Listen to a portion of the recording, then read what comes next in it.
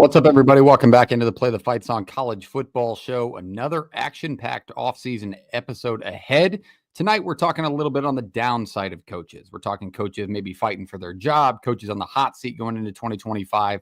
If you didn't catch last week's show, we talked to coaches that can make an impact within their first year at their new school. So go give that a listen. It's streaming everywhere on YouTube, Apple Podcasts, Spotify. So make sure you hit the follow button, the subscribe button on all those channels. We are still on the road to 1K on YouTube. So make sure if you're on that right now, or if you're on X, head over to the YouTube, watch it there. It's a much better experience, and hit the subscribe button. We love you and appreciate you being here.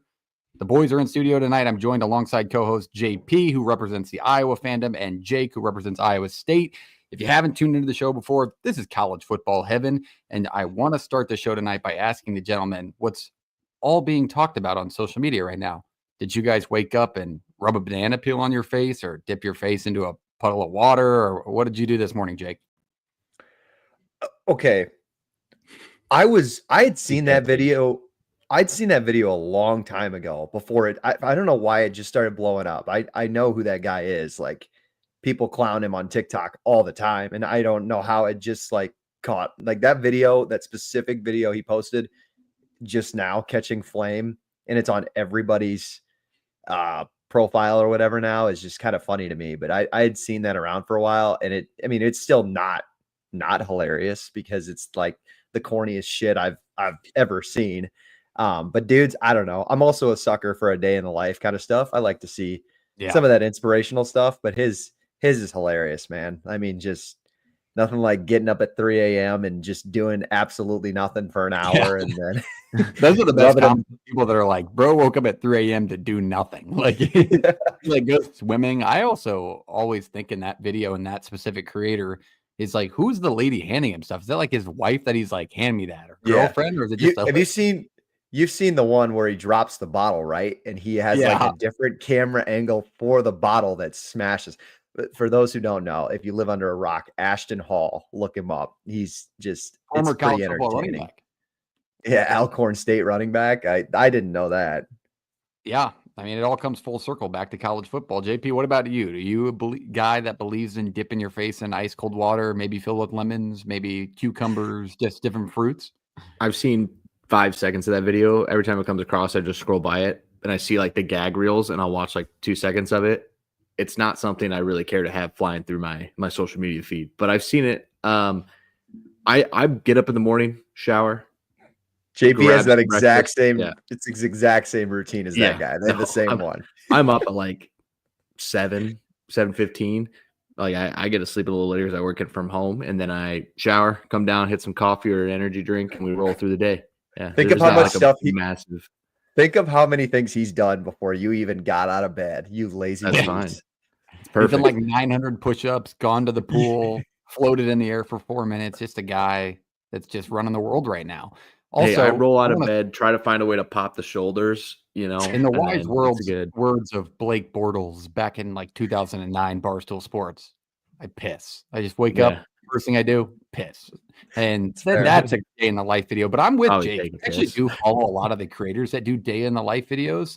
Like, they are pretty entertaining and good to watch. Shout out Hub's Life.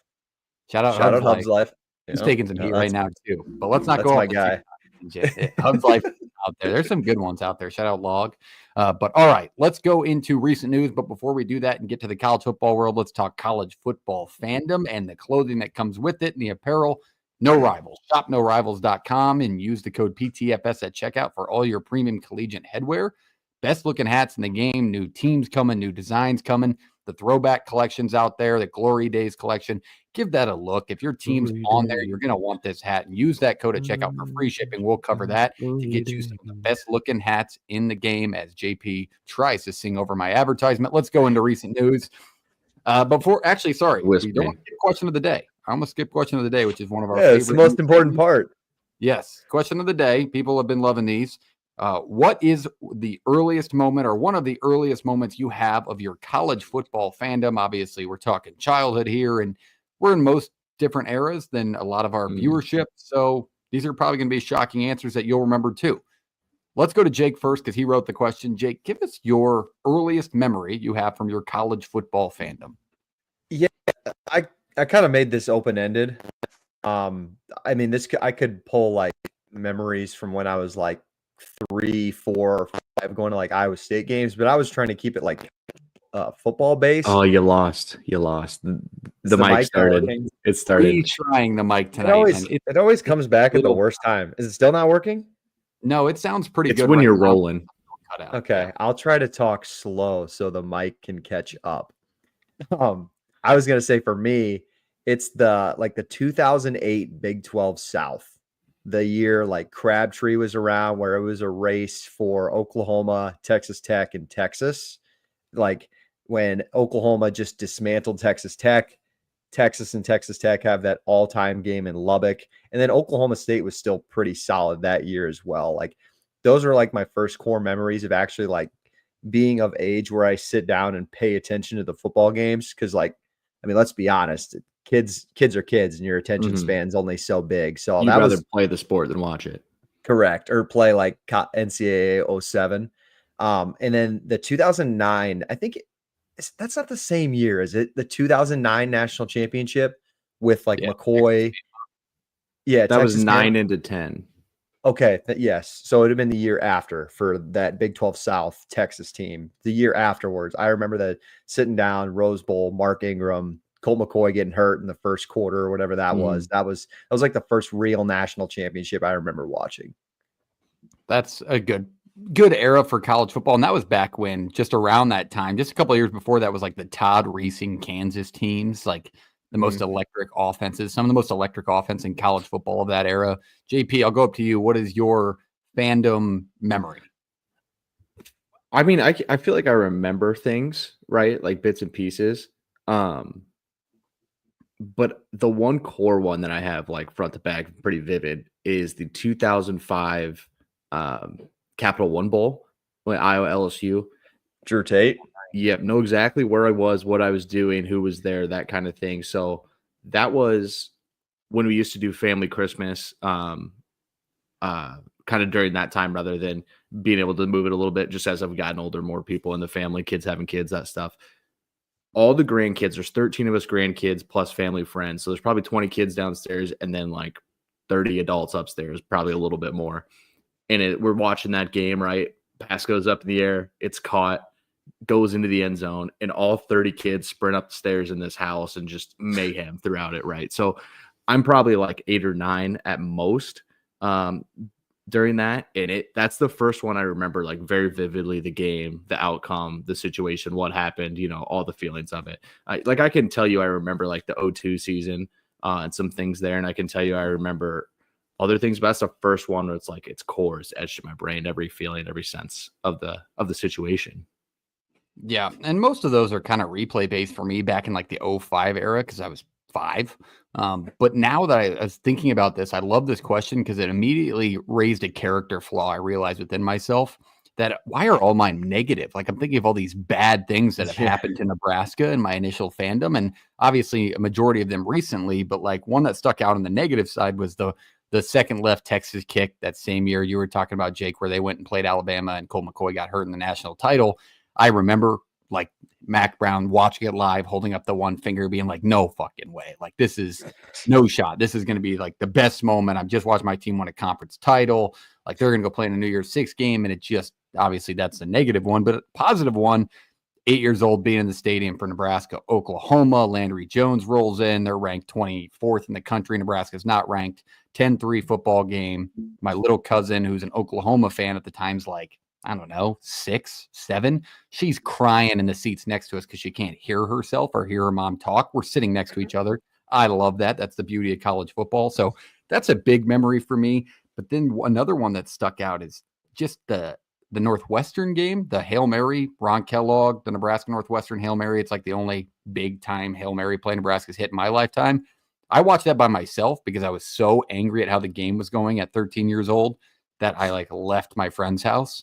So I went home and I was just me and my dog, living room, just running circles. He's running with me, trying to bite my ankles because he thinks I'm playing. And Nebraska just went on a Hail Mary. So 1,000 different memories that come from college football. But drop your favorite memory growing up watching this sport in the comments. Drop it in the chat if you're watching live right now. Always interesting to see those things because the sport brings so many great moments and just dreadful moments to your lifetime? Any negative ones you guys can think of that you're like, yeah, I just remember this, the stomach feeling or that the anger fire pissed off? JP, I can think of one for you in college, the Penn State loss.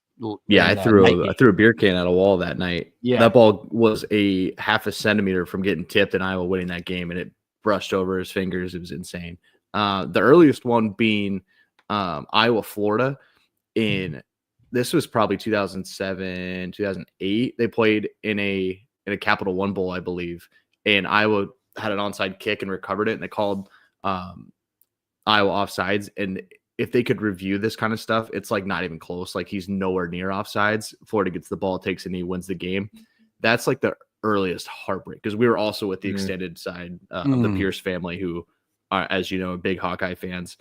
All of us in one like hotel like meeting room. You know, some people could rent that out for family Christmases, on a wheel-in TV from the hotel, and that getting called offsides. That's the earliest like heartbreak I can remember. There's obviously some more painful ones and in other stuff, but that's one that hurt quite a bit. Jake, yeah, you gotta have plenty. Oh well, yes and no. When you're so bad for so long, it like one of them's got to be the overtime, a kick against Nebraska, the missed fake field goal, mixed my brother. PAT. So here's a poll. So me and my mom went to a movie that day. My dad took Justin to the game, and they were at the game, and my dad sends a photo to me and my mom of Justin crying in the stands after they it's the fake extra point. But no, year prior, 2009, for Paul Rhodes' first year, we as a family went down to KC. They played Kansas State in Arrowhead. They did a back-to-back for that year, or in 2009 and 10. It was just bizarre. Anyways, more bizarre than Ireland. Well, looking back on it, it was just kind of weird. Anyways, it was fun.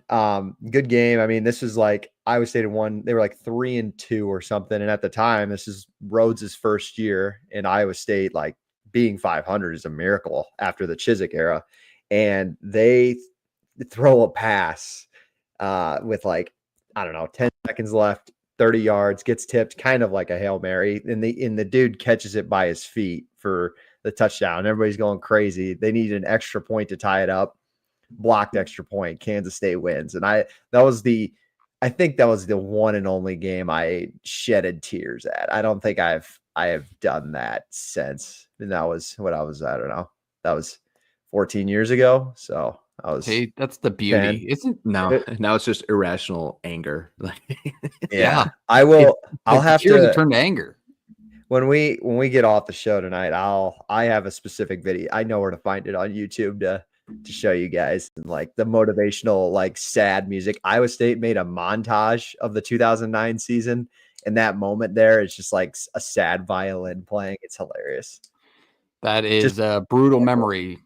Nonetheless, that's an absolute brutal memory. I like thinking of all the negative things as you guys are talking about your negative things. Like I watched Georgia Southern beat Nebraska, the last Scott Frost game in that era. Like that's just numb though. That's numb. Oh like, yeah, that's what I said. When they put 50, when they score 50 on you guys at that point, it was just like you're just numb. That offense was.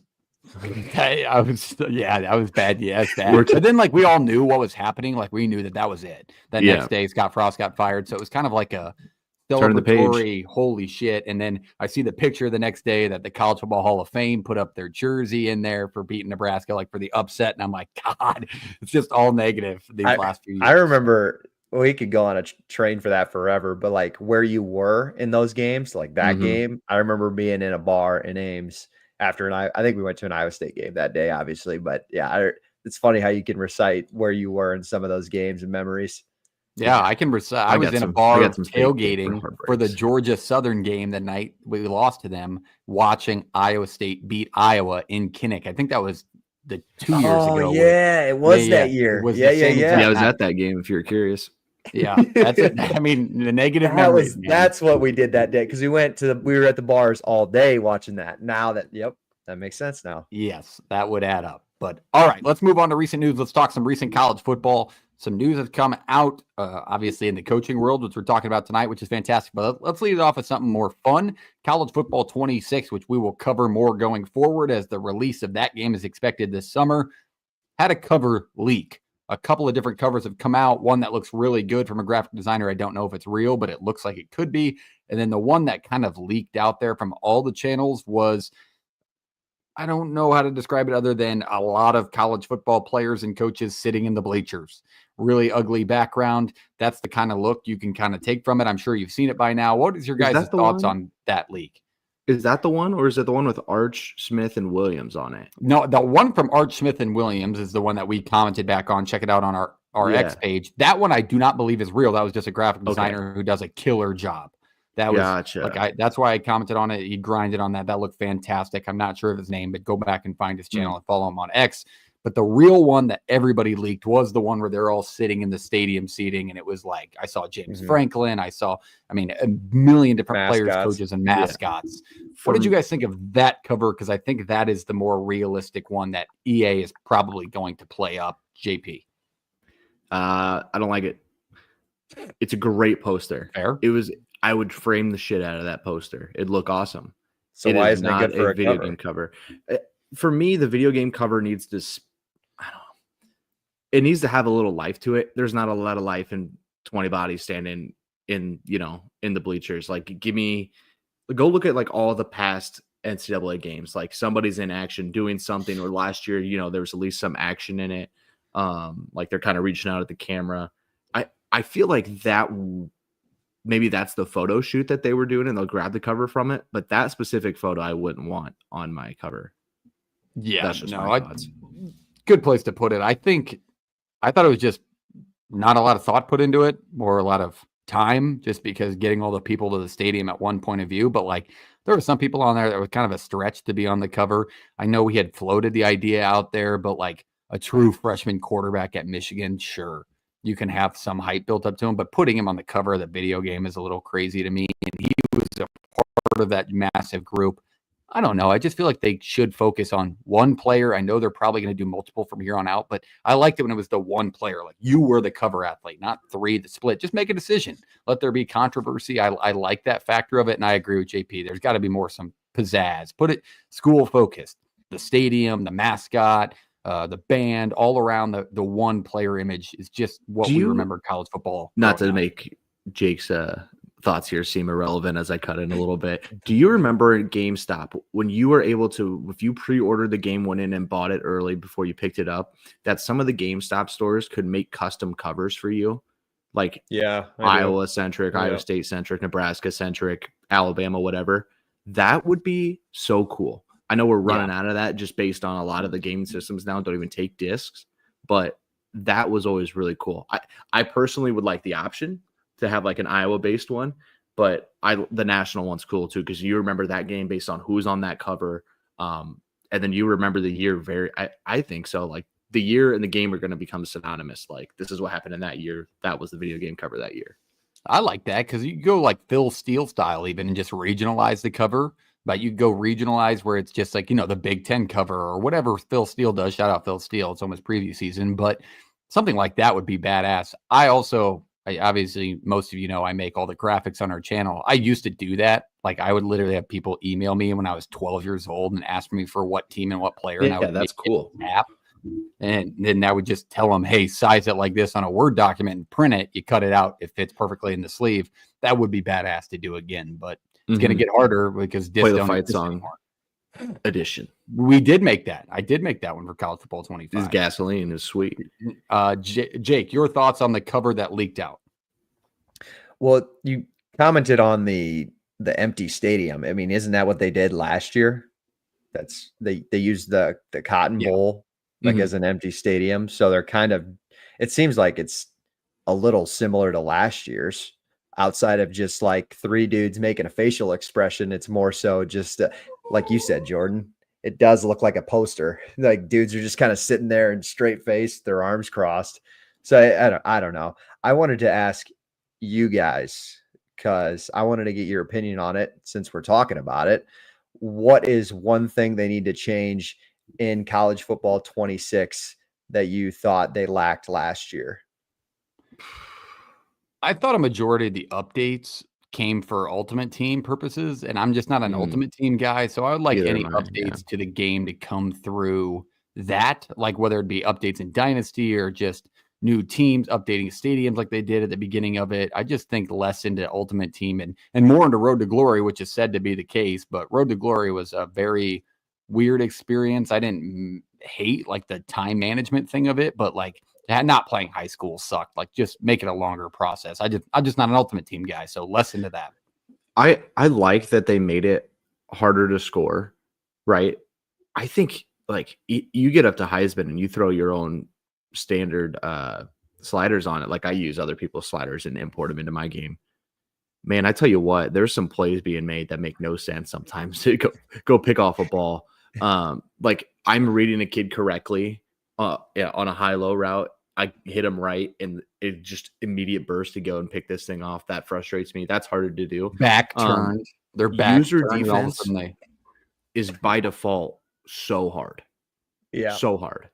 It like 45 overall quarterbacks are dime throwing, Johnny Manziel running SOBs. Like it's crazy. So maybe just a slight tweak there to kind of even it out. Like if it goes up in difficulty, you know what you're getting yourself into kind of thing. But for so your what's the base fix? guys, Like say like teams in the 70s on offense just need to be slower and not as accurate, you're saying? Maybe just defender logic in some things. Or just like a balancing within the rating. So like play more to your rating. Like if a guy's a 85 overall corner, he shouldn't be getting absolutely toasted and missing tackles. Yeah, and they do that often. That's a good point. What about you, Jake? You're an online player. Is there any online aspects of the game you think they should change? I was for a while. It's kind of hard to remember. It's been so long since I've played the game. No, the online portion of it is why I played the game, because I was not playing the computer. And when you're playing somebody online, you can force them to make human mistakes, like just not making the wrong or the right read. You can bait them into coverages and things like that. Whereas the computer, like JP kind of just said, they never fall for anything, like literally anything. You can disguise coverages and they find the open guy every single time. So that's why I kind of enjoyed the online stuff, because it was more human and like they were prone to make stupid mistakes if you're just bad at the game. Yeah. And I missed one thing I guess I should have also added in. It was my biggest gripe pre-college football 25. Just brand it. Put it in ESPN. It should be ESPN scoreboard or Fox or CBS, whoever is willing to let it happen. If you want, I mean, they're ESPN crews. You have Kirk and Chris calling the night game. Just let it be the ESPN brand. Let it do the same exact scoreboard, the same exact replay montage. Just make it look better. I didn't hate it last year, but it's so much cooler when it's TV based, in my mind anyway. That just may be slight you're right. spectrumness. So no, I agree. All right. Let's leave that where it is. We'll talk college football 26 in an entire episode's worth coming up here shortly. Let's move it down the line. Let's talk Ron Rivera being hired as the general manager at Cal, the former Washington football team, to be politically correct, coach, now being the GM at college football level Cal. What does this offer to Cal to have a former NFL head coach as their GM, JP? We talk a lot about these GM hires on here and kind of what it means. I feel like if you're going NFL experience or a guy who's seasoned within the NFL, you know exactly what you want to build and what you want his role to be, right? Like this is a person that's probably going to be very well versed in handling a budget, like an NIL budget rather than a salary cap. It's someone who's going to be very good at personnel, that's managing people, making sure people have the things they need to succeed, managing time, resources, that kind of stuff. That's what an NFL coach does. Like there's some X's and O's for sure. There's a lot of it, but a lot of NFL coaches are CEOs in some ways. Like they run an organization, right? And have some help, and the general managers in the NFL do that as well. But for me, I think that's, if you hire an NFL guy, you're very, very sure on what you want this to look like. If you're hiring like someone who's been in your program for a while, maybe it's a little more of just, talking to players, being more player focused. If you're hiring Ron Rivera, I'm going to assume you want him doing the higher level things. Mm-hmm. I would put it the same way. Sorry, Jake, I didn't mean to cut you off, but I think you hit the nail on the head, because I listened to Matt Rule's presser this week, spring press conference, and he talked about Nebraska's hiring at GM and what he's kind of going to be responsible for and why they saw the fit is they're basically delegators of this NIL and revenue share that's on the way. Like they need to basically decide which talent and what money goes where. How many players can you give $500,000 if you're working out of a $20 million pool? They think they said it was along the lines of 30 to 32 players. You can pay 500 grand. So who's worth that money and who's not? So analyzing and deciding these players and who's worth, this player is worth $700,000 a month. So the valuation process seems like is going to be the majority of the job as GM in college football. Go ahead, Jake. Well, I think you mentioned it that we seem to talk about these GM hires every time they get picked up, but I think it's relevant because I think each GM has a different role in what they bring to these schools. And we're going to talk about another one in just a second where a coach got fired and was signed off by the GM. So these GMs, I think the guy at Cal, I think Rivera's job at Cal is a lot different than the guy at Nebraska's job.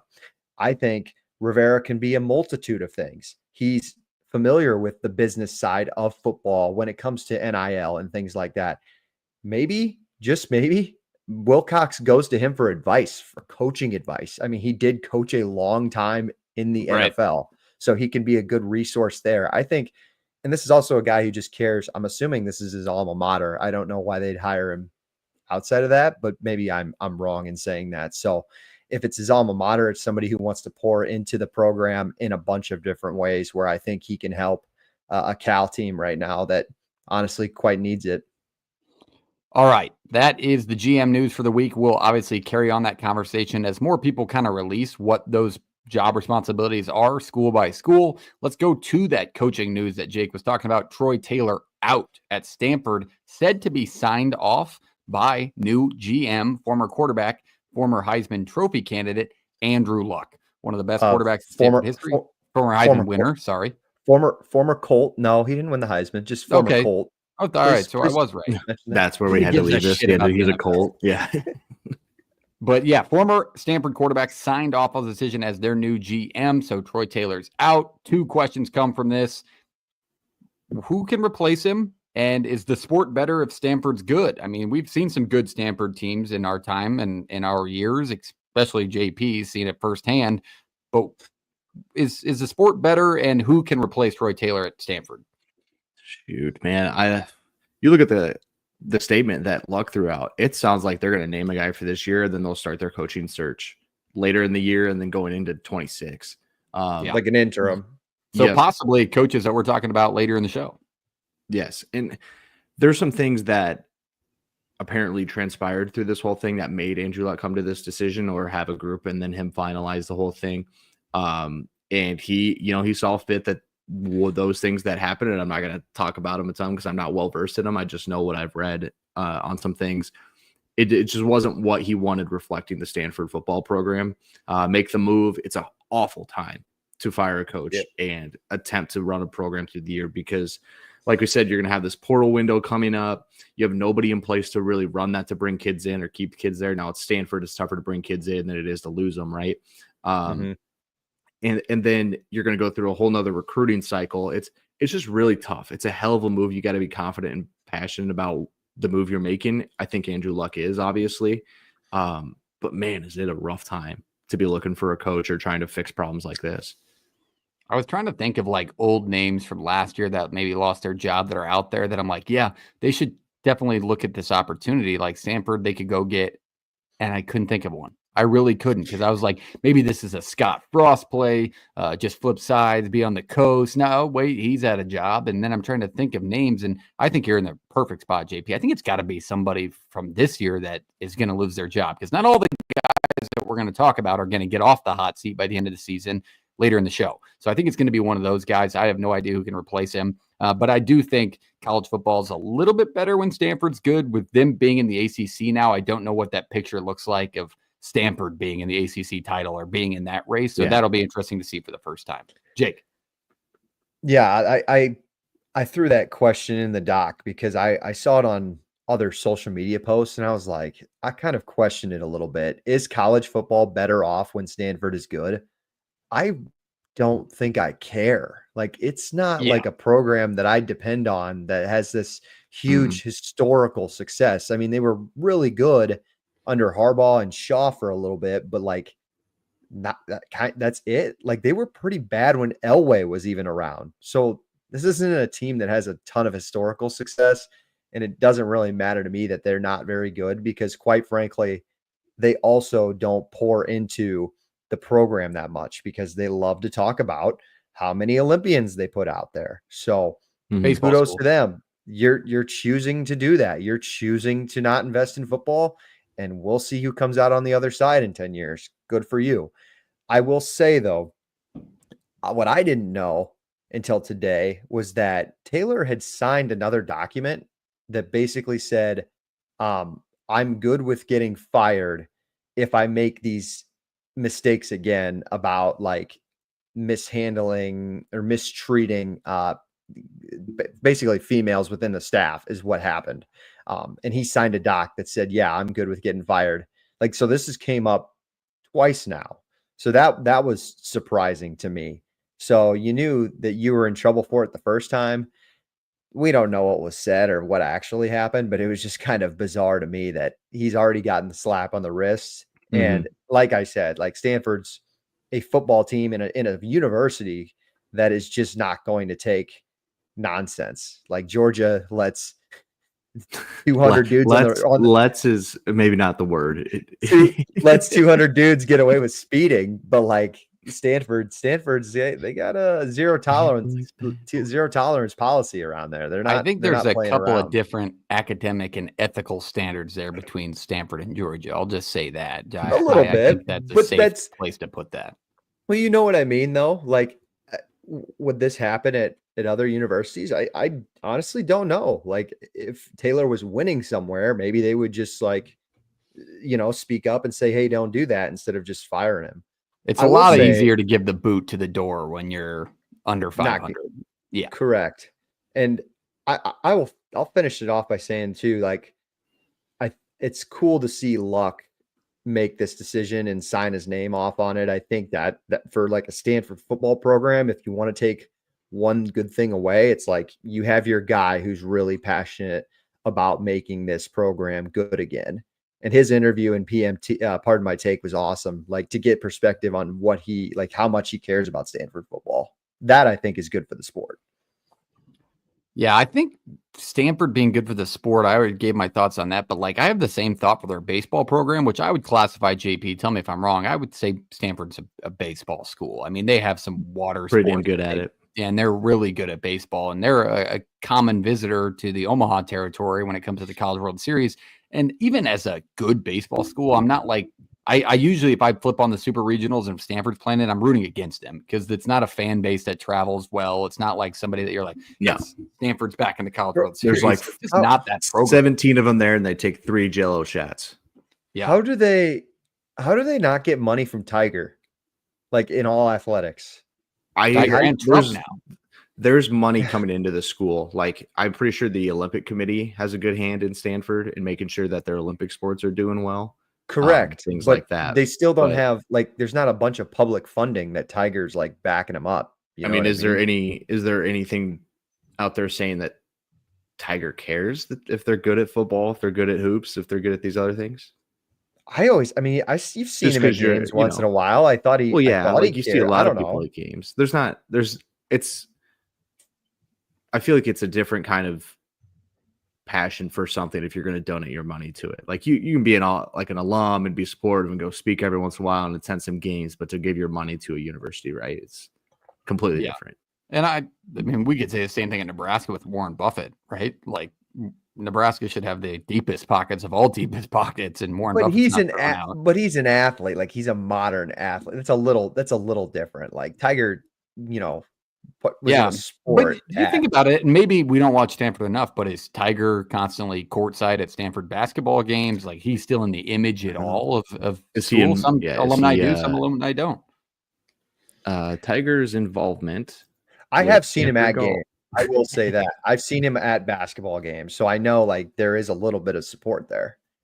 All right, fair enough. That's a fair question. He's got some money to go around. Like, it's not like it would break his pockets.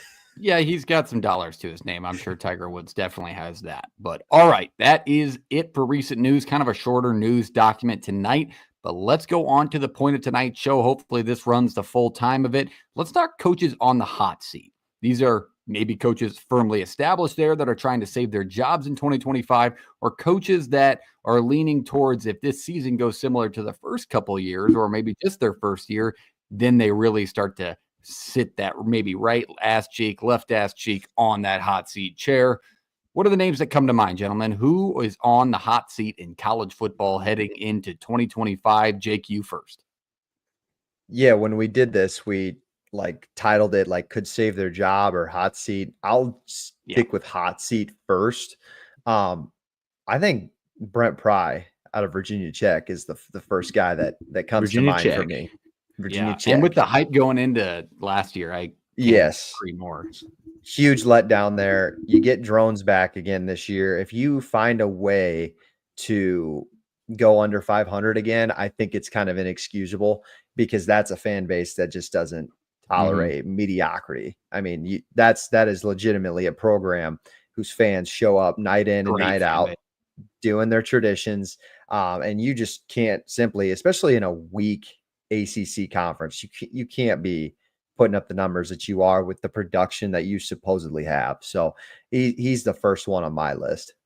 Talking about schools that are like make the sport better, like we just did with Stanford, Virginia Tech is one of those schools for college football. For sure. So I would not mind if Virginia Tech was back in that mix. JP, up to you. Yeah, I went Mike Gundy here for a couple of reasons. Maybe because he should have been fired last year. Yeah, and I think he can save his job too. Like I think there's a way, and save his job sounds like he's, auto What's out. the number in your mind? Games he's got to win. Yep. You got to go bowling. Go bowling. But win a conference that doubt isn't that heavy when I've seen him consistently do it. Like he takes teams that are less talented, go win 8 or 9. That's last year's probably a team that probably should have won 8 or 9. And for me, if it's, the issues we've had with him and his contract, it's the issues with him. I think he's butt heads with the AD and some other people on campus before. It's the issues of losing games now and not quite getting over that hill. It's the fatigue of it all, right? Like this is just kind of keep going. Like he's a great football coach. Like obviously knows what he's doing. He's been there a long time. It's his alma mater. It's his baby kind of thing. But I do think that if it continues to kind of slide and not get to a point where people are happy with it, it kind of puts them in a tough spot where just fatigue and to keep money rolling into the program, they might have to make a change. So Mike Gundy here, with the real possibility that we look at this in a year and like, yeah, that guy's going to be around for another 5 years, 6 years. Yeah, Mike Gundy is definitely a pick that I had on my board. Comment comes in from our guy, GA. Gundy is the most Oklahoma man on the planet. If he is forced to leave the state, he might turn to dust. That is very true. A 55-year-old man, or he was 40 at one point for sure, with a mullet, definitely qualifies as an Oklahoma State football coach. Let's stay in Oklahoma for my pick. Brent Venables is on my list. This is a guy that we talk about often, a team that we talk about often, who's just not living up to the standard that they had at Oklahoma, right? They make the move into the SEC. Obviously, the first year didn't go the way they wanted it to. They got a big win over Alabama, but I don't think it's enough to live up to that fandom's expectations for sure. So I definitely think he is firmly in that position this year. He's got to get bowl eligible, got to have a winning record. And honestly, I think he's got to get to 8 or 9 to really save everything without having the conversation flow over into the offseason of next season, or maybe just end right there. But it's a guy I believed in too. I want to put that out there. It's not a team. They were my sleeper pick going into the season for the SEC, and they just couldn't get it done. They had the hype going into the Tennessee game early in the year last year and just got kind of run away and couldn't score. So they had their offensive problems at quarterback. We'll see if they can fix them. But Brent Venables firmly on the hot seat, in my opinion. Back down to Jake. It's kind of funny when we talk this hot seat stuff because last year you would have thought like Billy Napier and Dave Aranda were the two guys on the hot seat, and they kept their jobs. Yeah, they did save them. And Gundy was kind of one of those guys too. That Drinkwitz 2 years ago. Yeah, right. And it's like sometimes these schools don't want to pull the trigger, but now it's kind of good to know that we are getting the settlement here next month. And I think you're going to see a lot of like pistols firing. I think we're just going to see guys getting let go left and right. If these ADs don't think they're performing up to par. So maybe this year is going to be one of the crazier fire sales as far as coaches are concerned. I think that's something to look out for. I don't know. I want to ask you guys, like, does 9 wins keep Brian Kelly's job? It's a great name to drop. It's a great conversation. Let me look at that schedule. Obviously, on the cover of the episode, but yeah, definitely a name that's not as, like, I wouldn't say on fire, but man, it's heating up, and it should be. I think it's kind of the Ryan Day conversation, right? A little bit. Like, to an extent. Granted, Ryan Day was like winning 90% of his games, and he's close to that, right? And they won they went to the SEC title game his first year with Jaden Daniels. A little bit of a disappointment the next year where they didn't make the playoff or the SEC title again. But Ohio State and LSU have very similar fan bases. It feels too crazy for me I know you have Nussmeier back and you went in on the portal, but I think even 9 wins, that feels a little crazy to just let him go like that. And I think start this all over again. I think they have a shot at a playoff. They definitely do at 9-3, looking at this schedule. Okay. If they win, I will say this, if they win 7 or less, he's gone. And his name is close enough on the hot seat to where he's gone for sure in my mind, 7 or less. If they win 9 games and miss the playoff, do you think he gets fired? No, I don't personally. Yeah. But what do I know? Compared to that fan base and what they want, what the AD is going to do. And well, coming from a fan base that had the 9 win with those expectations, don't do it. Keep him as long as you can. Billy Madison clip. Can we we're going a little short here, so I think we can like switch topics kind of a little bit. Well, we have more names. Not switch topics, sorry, but just a question I got to ask, because Justin and I were talking about this the other day, and Iowa State fans in general. So I don't mean to drag everybody through the mud here, but it feels like fan bases more than ever have just really been off their rocker. Like, oh yeah, coming from an Iowa State fan, like, but through the basketball season and how that ended, I know the show doesn't care, but like the fans are just losing their minds, and I've seen them lose their minds on Campbell, and that's not even just Iowa State. It's the same people wanted Ryan Day fired for going 11-1, and he lost to Michigan before he won a national title, or 10-2.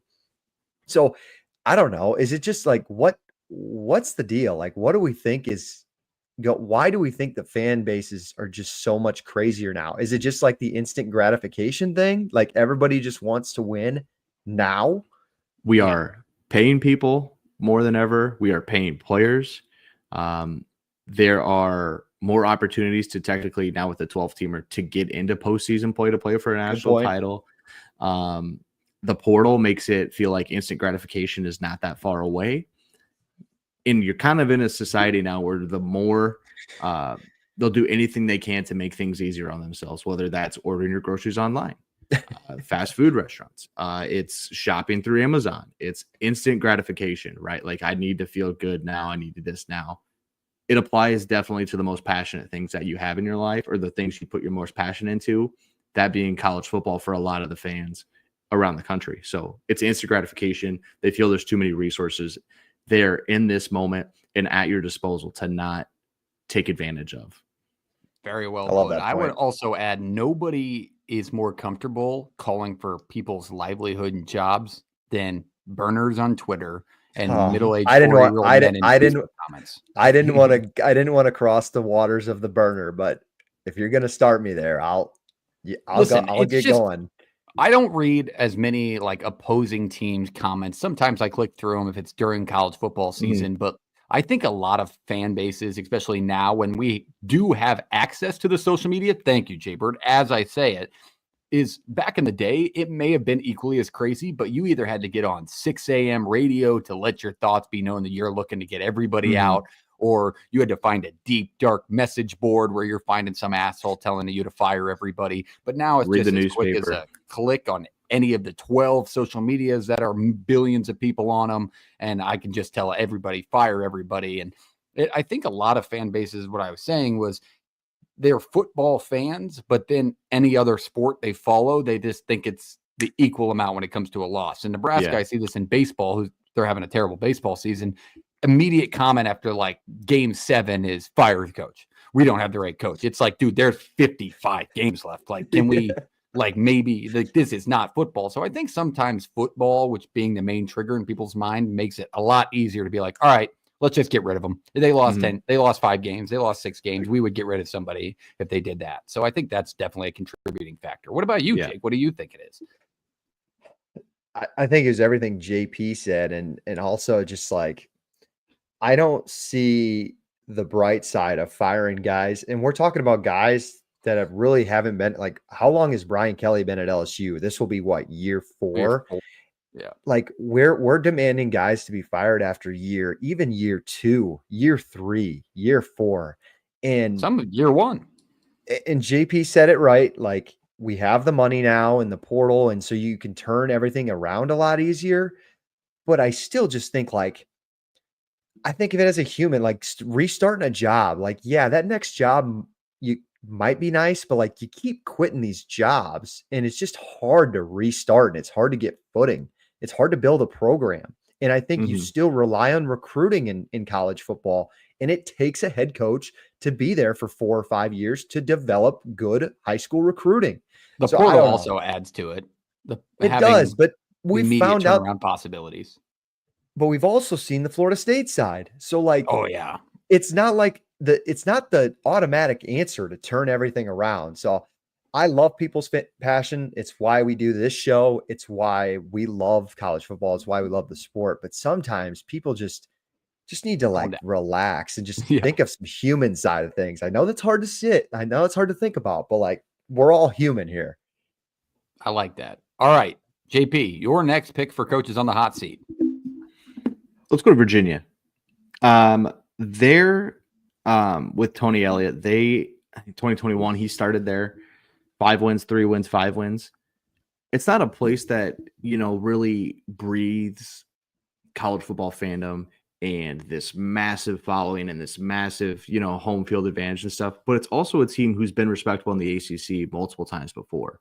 They've had some good teams within there, but you just can't go sub 500 4 years straight, right? It makes it tough. I understand Virginia is also one of those schools. It's hard to get into. It costs a lot of money. It's one of those types of schools in the ACC. But 4 straight losing seasons would be really tough for Tony Elliott here, and they're kind of playing catch up with the rest of the conference in some ways, and the money they're putting in and the people they have on campus. But that's one to watch, I think, for sure. I like that pick.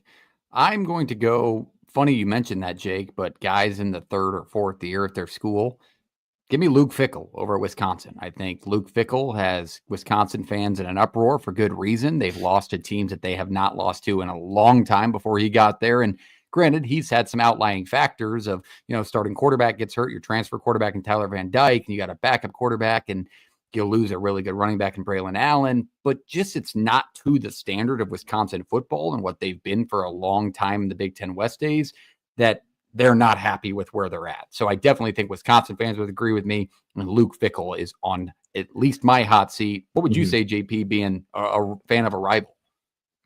I think Wisconsin is like Iowa right now, trying to find their footing within the new Big Ten. They are struggling a lot more to do so. Go ahead. No, I was going to say, I don't know if Iowa's kind of, Iowa and Wisconsin are very similar in the fact that I think both fan bases need to find their footing, obviously, but also recalibrate the expectation because you're in one pot of the Big Ten now. You know what I mean? Like there is no more Big Ten West to win.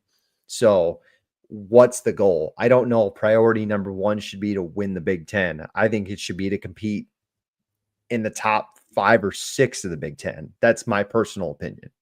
If you're Iowa or Wisconsin in your scenario, Jake? Literally both. I think they're both very similar. I think Fickell's thing, and I said this kind of for a while now, like I just think he went the wrong direction on what he wanted to do offensively, and I think it hurt a ton. And when that completely happened, it kind of went downhill. the identity. It's cool to like change things up a little bit, but they also lost a stronghold on a lot of what Wisconsin does well. And I heard Tom Fernelli talk about this on the Cover 3 podcast. I just want to give him his shouts for this because he kind of brought it up. It sounds like Fickell and that staff has lost a lot of recruiting balance within that state. A lot of those kids, they have a lot of homegrown talent there. They're in the trenches. They played linebacker. A lot of that stuff's not staying in Wisconsin anymore for whatever reason, right? That's a big thing that you can't have it. You're the one Division I school there. You're one that, has a good proven track record of running backs, offensive linemen, defensive linemen, pass rushers, linebackers, and we're not pushing them out and we're not getting the kids. And I think that's a big deal. And there's a couple things. I like Luke Fickell. I think he's a great football coach. I just think it kind of turned into the wrong decision and things kind of spiraled and hasn't been able to get that plane back on track yet. Would love. I'm not a Wisconsin fan. Like there's a rivalry with Wisconsin. But I do think there's an ability to get things back on track and now is 8 wins going to be enough for them anymore to save him? I have no idea. I have no idea how they're going to react. They played Penn State close last year, and I think they thought they should be on the mountaintop. Like, oh, we were just right there. We were right there. This is how good that team is. That team was bad. That was a bad Wisconsin team. It was a bad Wisconsin team the year before. And I just don't think that's sunk in kind of where they truly are right now. All right, Jake, give us your next pick. There's a couple more low-hanging fruits out there, I think, but give us your next pick. Yeah, I'll go Sonny Dykes at TCU. Granted, this is kind of one that makes us pretty hypocritical from our conversation we just had, because sometimes you just got to give a guy time. But maybe like going to the national championship was his detriment. Like now everybody has the super high expectations for the program, and they've just kind of teetered on. Last year they were okay. They won 8 games, I think it was. And then year prior to that, they didn't make a bowl game, but you get Josh Hoover back. I think everybody's pretty excited about that. I believe he's had back-to-back top 25 classes. Like he's recruiting the best in the league. Like high school recruiting, TCU is pretty much the best of the best right now. Can't be that hard. They went super portal the year they missed the bowl game, and then this year they kind of went back, and maybe this year they're gonna kind of maybe Dave Aranda style. I think they could win 8 or 9 games again, but I don't think he should get fired. But it's definitely within the fan base. I think if they just win 6, especially if they miss a bowl game again, I bet people are going to start calling for his job just because of the money and the recruiting that's there. It's like the talent's there, especially in a league like the Big 12. They're like, you have this talent, you should easily compete in the Big 12. I think that's the mindset of TCU right now. JP, your next pick, if there's any out there on your board. I think there is a couple more. I got one more. Okay. And I hesitate to put this one on there because I don't know if he really deserves to be on the hot seat, but I would understand it if he was. Lincoln Riley. He was a question mark on my doc. Yeah, I don't know if he deserves to be on the hot seat, but if there's, where there's smoke, there's fire. No pun intended here, but there are some rumblings that people are upset about it right now, and they're like things aren't going great at USC. Now, I'm gonna be honest with you, like even that USC team that had a shot getting in the playoff, I didn't think was playoff good enough. Like they were 11-1 going into a Pac-12 title game against Utah, and I was like, get them out of there. Like I don't think they're talented enough to have the ability, and he really took it on himself last year to make new hires, to really reset that program and how they handle practices and where their toughness comes from and all those things. And it didn't pan out. And I don't think they were bad last year. They were in a lot of football games. I thought there was a change, a good change. But man, what if they don't give them that time? Like, what if they go 7-5, 6-6 again? But it's a good defense. Let's say it's a top 50 defense, nothing crazy, and another offense that's solid because Mavi is still the quarterback there, or Maeva, however you say it. Maeva. I don't know, and man, maybe the beach is just super nice all year round there, and they just won't go to games anyway. But I think the higher donors and the athletic department will get pressure from the outside, like to make a change. And I don't know if he deserves that, but I thought I'd bring that one up. That's a good one. I think, like, it's one of those schools, USC.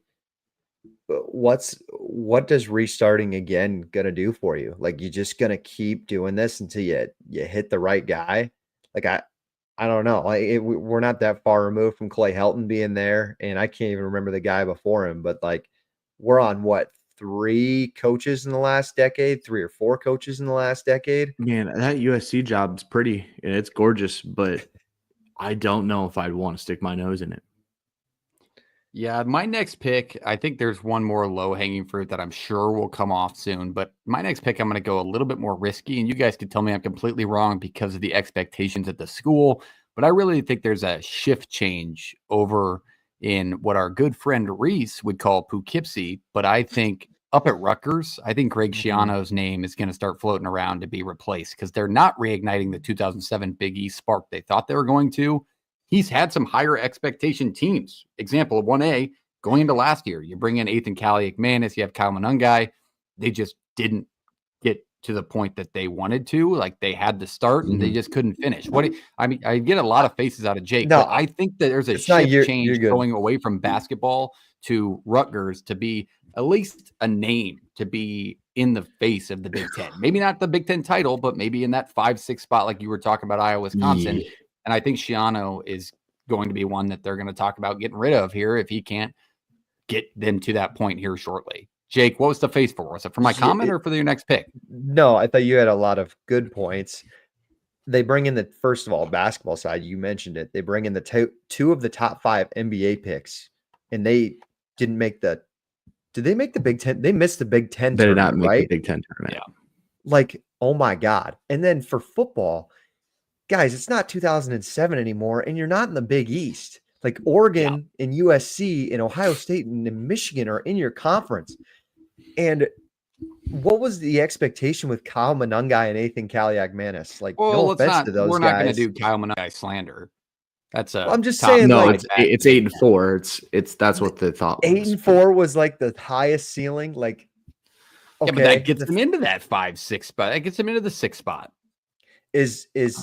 So I'm just saying, like, is another 6-win season worth firing him again? Because it was a lot worse before he got back on campus. Yeah. So if you I are don't- But I Rutgers, feel like being in the Big Ten, they also have a little bit more of a pull to recruiting money, players. it's bro, They it's do. like it is. You're another team, Purdue. I get it. It was really, really gonna bad be at good. Purdue Barry last year. Yeah, Barry Odom. But like, Purdue was Rutgers was 7-6 last year. yeah, like what does Purdue expect changing a coach after 2 years? You're just like, well, we don't want to get beat by 60 every game. You're not, your expectation's not to make a bowl game, right? Mhm. Because I'm sorry if you're a Purdue fan and you somehow found this podcast, but that shouldn't be the expectation either. Well, you forget those late Jeff Brom days, Jake. I mean, that was a team playing in the Big Ten title. I mean, yes, And it that's was Jeff Big Ten Brom. West, but I mean, I can kind of see it both ways. Those Ryan Walters teams were bad. They were really bad. Those are some of the worst FBS teams in the last 5 years. Yeah. Or Yes. power conference teams. I get it. If you're a Rutgers, decide what success looks like, buy into it. And the only reason you're probably in the next X amount of years through all this money that's going to come flowing into this university through your football contracts and your TV deals, the only way you fire somebody is if it's egregiously bad or it's time to get more donor money because you're seeing that fall. There is no reason to fire a 6-6 consistent, a 7-5 consistent head football coach there for my, like, you might be right though, that he could be like, maybe they are ready to do that because their expectations too high. I think there's a shift change in the fandom. Like I think they're going to, You with show the me way that fandom and basketball I'll tell you you're a failed. liar. That's fair. I actually sat next to 2 Rutgers fans last year in Lincoln. I was in total shock. It just, I work with a guy whose kid plays at Rutgers, actually. Fun fact. it's just like, you don't like, it's not fertile recruiting ground. It's hard to get kids to go play there. You're traditionally not very good. You probably are going to be The lower. birthplace They'll of college probably football. max out. They'll probably max out the money within that deal that they can give out. What they give to football, I'm not sure. It's going to have to be competitive though. Otherwise, you might as well just cash your checks and take L's. But it's just not easy to win there. It's way harder than it was last time Schiano was there. And to be honest with you, it's just going to get tougher. And so I do think there's a pathway to having a successful football program. It's just where your expectations lie if you're the athletic department and the fans there. All right. That's a fair place to put it. Just wanted to throw that one out there. I knew it was a little riskier. Let's go for the low hanging fruit or whatever else you have on your board. Yeah. No, I'm pretty much finished with my list. I'm curious. Hold on. Who's this one There's one obvious out. Mike I'm Norvell, missing? right? Like Oh, Mike that's not the one I Norvell. had. Mike Norvell has a bad season again. That's- He's going to be gone. Let's see if you guys can Okay. guess this one. If he wins 2 games again, yeah, he's gone. But I think if he wins, If he 7 wins games- 5 or okay, less, I think he's gone. yeah, I think Pittman's a lot good. That's a good one, JP. I think that's a lot more. I think that's low hanging fruit. But we talk about it all the don't- time, so I don't want to talk about Pittman again What- in Arkansas. I would classify that. What? What's the they're saying? At You got to win Arkansas, eight games At this Arkansas, year? I think the 'Cause they have expectation is the Taylor fight for Greenback? SEC. No, I'm just saying in general, like that program, that fan base is to fight for an SEC title, be in the playoff. I legit think that's what they expect, and I'm not saying that's wrong of them, because I Oh. think every program within the SEC says that. So Well, That's they're just still where I alive in think the basketball and they're expectation good at baseball. So I think they just Yeah. want to be good at sports, everything. Just be like and they are. That's a fighting, good football, or that's a punching your good weight. athletic department. Like it's good at a Oh, lot yeah. of things. these Soccer, these- the track and field, like all that stuff. They're good at all of it. it's like the Rutgers conversation. It's like these schools that are talking about, well, like we're getting all this Big Ten money.